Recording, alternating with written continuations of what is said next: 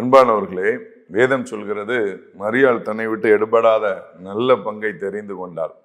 இன்னைக்கு நம்ம அதை தெரிந்தெடுத்திருக்கிறோமா? பாருங்க, ஏசாமி ஒருத்தங்க வீட்டுக்கு வராங்க. இன்னைக்கு உங்க வீட்டுக்கு திடீர்னு ஒரு ஊழியக்காரங்க வந்துட்டாங்க அப்படின்னா என்ன பரபரப்பாயிரும் யோசிச்சு பாருங்க. சிலர் அப்பதான் சிலர் கிராமத்துல பார்த்தா கொஞ்சம் இருங்கய்யா வீட்டை பெருக்கிக்கிறேன் அப்படின்னு சொல்லுவாங்க. சிலர் அப்பதான் இருங்கய்யா ட்ரெஸ் எல்லாம் எடுத்து போட்டுக்கிறேன் மடிச்சுக்கிறேன் அப்படின்லாம் சொல்லுவாங்க. சிலர் பார்த்தீங்கன்னா அவங்க வந்த உடனே ரொம்ப பயபக்தி ஆயிடுவாங்க. சில நேரத்தில் வெளியில இருந்து அலாரம் அடிச்சா டக்குன்னு ஊழியக்காரங்க வெளியில இருக்கிறாங்கன்னு பார்த்த உடனே போய் டிவி ஆஃப் பண்றது, சேனலை மாத்துறது, கிறிஸ்டின் சேனல் வைக்கிறது அப்படிலாம் இருப்பாங்க. ஆனா பாருங்க, ஏசாமி வீட்டுக்குள்ள வந்தாருன்னா யோசிச்சு பாருங்க. நீங்க ஏசாமி வீட்டுக்கு வந்திருக்காங்க. மார்த்தாள் மரியாள் 2 பேர் சகோதரிகள்.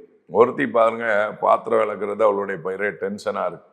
பாருங்க, இந்த காலத்துல மிஷின்லாம் வந்துருச்சு, அந்த காலத்துல கிடையாது. ஆனா அவளுக்கு ஒரு கவலை இருக்கு, நான் ஒத்தையில வேலை பார்க்குறேன், என் சகோதரி வேலை பார்க்கலையே அப்படிங்கிறது தான். ஆனா அந்த சகோதரியாகிய மரியாள் ஏசப்பாவுடைய பாதத்துல உட்கார்ந்துருந்தாங்க. இன்னைக்கு ஆண்டவருடைய பாதத்துல உட்கார்றது தான் ரொம்ப முக்கியமான ஒரு விஷயம்.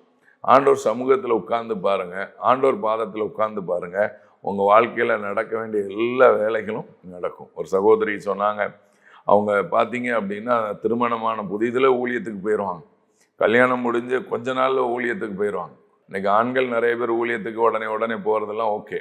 அந்த காலத்தில் பாருங்க, மிஷினரி ஊழியத்தில் குழந்தை பிறந்துருச்சு, குழந்தைய தூக்கிட்டு அவங்க ஊழியத்துக்கு போயிடுவாங்க. சில நேரத்தில் குழந்தை அழுதா ஒரு ஓரத்தில் உட்காந்து ஃபீட் பண்ணிட்டு அப்படி அவங்க ஊழியத்தை செய்தேன்னாங்க.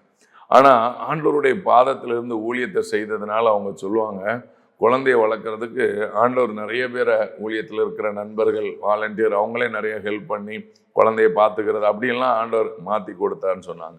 இன்னைக்கு ஆண்டவருக்காக நீங்கள் இருந்து பாருங்க, உங்கள் வேலையை செய்கிறதுக்கு ஆயிரக்கணக்கான பேர் ஆண்டவர் எழுப்பி தருவார்.